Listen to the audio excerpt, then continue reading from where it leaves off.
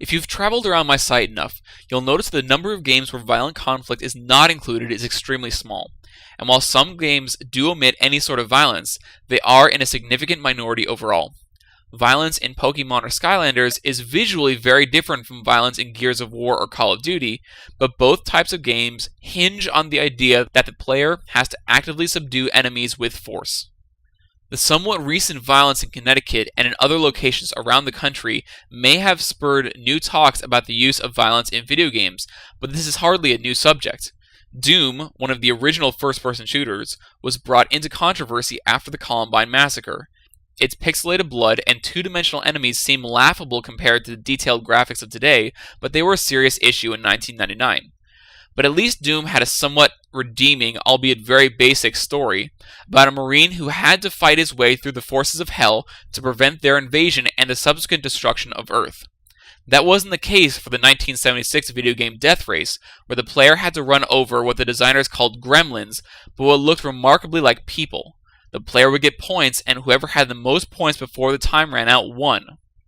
I'm not saying we should dismiss modern video game violence completely because it's an old topic. Obviously, I wouldn't even bother with a violence section in my reviews if I felt that was true. But painting violent games as educational material for the potentially homicidal is wrong. There is yet to be any hard evidence pointing to even a correlation between violent video games and violent behavior, and beyond a few anecdotal stories and tragic incidents, I've yet to see any soft evidence either. If you are still unconvinced, allow me to make a different argument. It is my experience that when a game depicts violence, but gives it the proper emotional weight and potential consequences, that it is much more difficult for players to commit those violent acts than if the violence was depicted without emotion or consequence. The prime example for this is the Walking Dead game. In a recent interview, the executive producer of the Walking Dead game, Kevin Boyle, discussed how the developers of the game included the emotional weight attached to each potentially violent action, and how that affected their gaming audience. While the entire article is interesting, I found one paragraph particularly relevant to this discussion. In it, Boyle describes how difficult it was to devise situations dire enough for players to see death as an attractive solution, even when it came to unpopular characters. He said that time and time again, players would tend towards the least destructive option. For example, there is one event where the rude and unpopular character Larry has a heart attack and dies. The player is well aware of the fact that Larry could reanimate as a zombie at any moment, and the only solution is to destroy Larry's head. But it was extremely difficult for players to work up the courage to kill Larry in front of his daughter.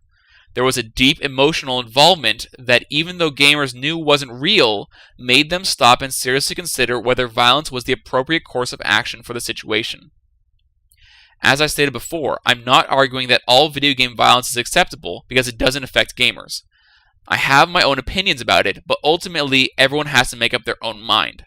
I am simply trying to explain how not all violence is the same, and how just because gamers play violent games, that doesn't make them violent people.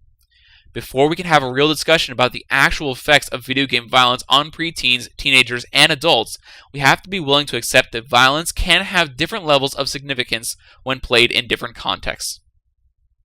For more of my comments, head on over to SideStoryGames.com and click on the Carmine's Comments tab.